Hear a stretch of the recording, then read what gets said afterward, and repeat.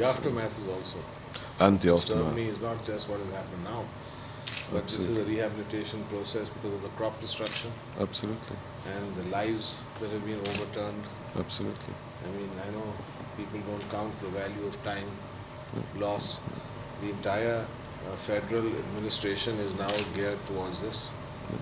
I mean, in terms of just the administration of the government, all the federal secretaries, all the, including myself, I'm doing no other work for the last 3 weeks except raising money, arranging trucks, going to these areas, trying to, it's just a huge diversion of our energy, mental energy. We can't plan anything. All our budgets have been thrown out. All our tax collection program has been thrown out. All our estimates for crops, for the textile industry, everybody is thrown out. We were expecting 15 million bales of cotton. And we estimate, and I don't even know how close it is, this is a cotton growing area and the crop was standing there.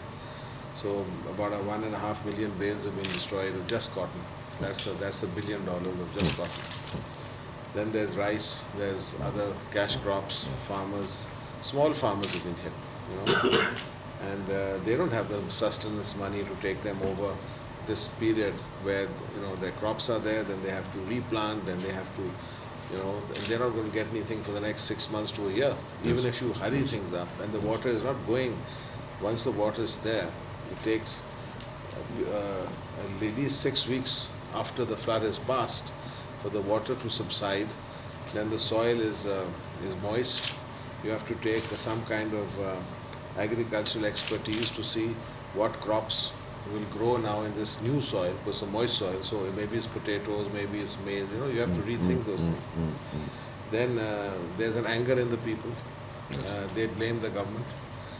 They have, naturally, somebody's life is destroyed, he doesn't become very rational, So they're very, people are angry.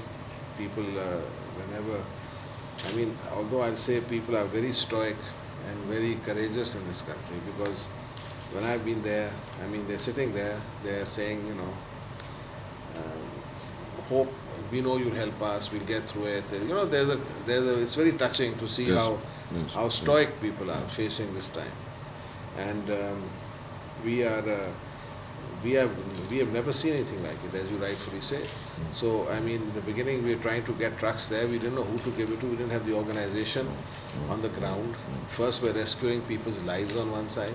Then you're trying to give it to people who are there. Then there was a burning hot sun coming down on top.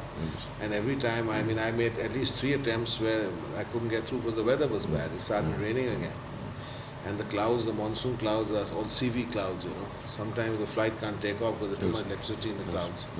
So, it's been very frustrating, this period. And then, as I said, nobody has faced this before. There's no SOP. We don't have a game plan. What do you do? When the earthquake came, a lot of human life was destroyed, but you could access the areas, and it was, something that you could then handle, and you knew that's it, finished. You have to rebuild and so on and so forth. Here, still we can't access certain areas. The road to DG Khan has only now been completed, put together again. Now there's infrastructure costs. There's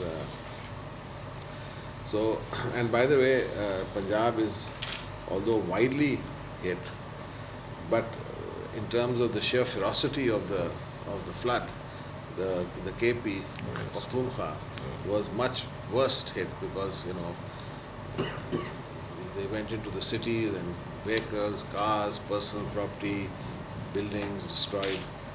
Schooling has been completely disrupted in these areas, and clinics, hospitals. We're trying to add up.